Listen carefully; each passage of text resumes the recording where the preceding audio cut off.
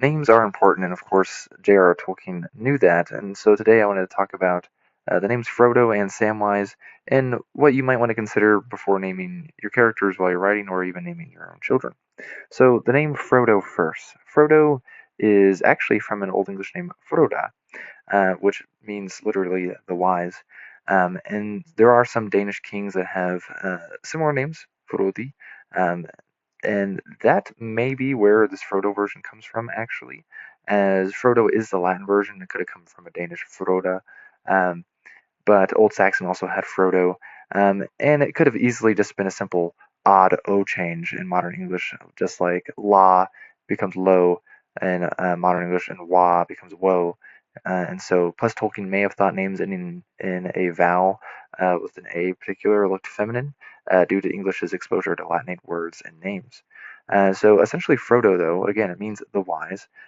There is a just normal noun version of this as well. In Old English, it's frod, and it means wise, experience, old, or mature. And the modern descendant is actually frood, which can also mean pretty much the same thing, like shrewd, sagacious, cautious, and so forth.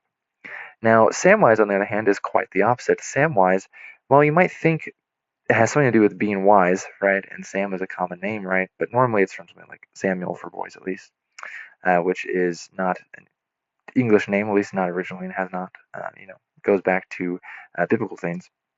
But of course, we have Sam meaning actually half or imperfectly or incompletely or partially, essentially, right? So it literally is related to the word semi in Latin or hemi in Greek. And so Samwise literally means half wise, semi wise, right? A good translation would be dumb. That's just to be blunt. A more literal translation would be something like unwise or half-wit.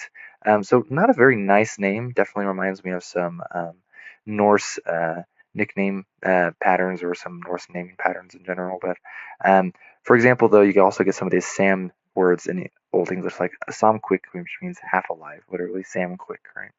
Or samgélærd, which means half taught or poorly taught, right? Samsodin, half cooked. You get the idea, right? In modern English, you don't have a lot of Sam words. It's mostly dropped out in favor of like semi, if we use that at all. Something like sandblind is just a folk etymology for sandblind, which is half blind or, you know, having dim eyes. Anyways, think about those names Frodo meaning wise and Samwise meaning not so wise, and about the importance of that. Leave from advice.